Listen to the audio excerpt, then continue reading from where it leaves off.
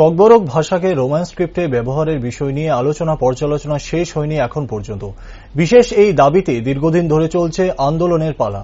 তবে এই দাবি পূরণের ক্ষেত্রে রাজ্য সরকারের তরফে বিশেষ কমিটি গঠন করার আশ্বাস দিয়েছেন রাজ্যের মুখ্যমন্ত্রী। তবে কবে নাগাদ এই কমিটি নির্দিষ্ট রিপোর্ট পেশ করে তা নিয়ে রয়েছে হাজারো দ্বন্দ্ব। বৃহস্পতিবার রাজ্যের বিরোধী দলনেতা অনিমেষ দেববর্মা সাংবাদিক সম্মেলন করে রোমান হরফে ককবরক ভাষার বিষয় নিয়ে বিভিন্ন মতামত ব্যক্ত করেছেন সংবাদ মাধ্যমের সামনে।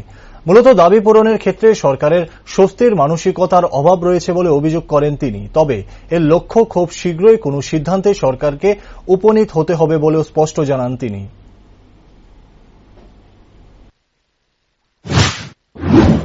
সমস্ত স্ক্রিপ্টকে সম্মান দিয়ে বলছি যে ককবরককে ভালো করে লেখার জন্য রোমান স্ক্রিপ্ট দিয়ে 95% সঠিকভাবে লেখা যায়। রাজ্য সরকারের সাথে আমাদের যখন কথা হলো, রাজ্য সরকার মানে কি?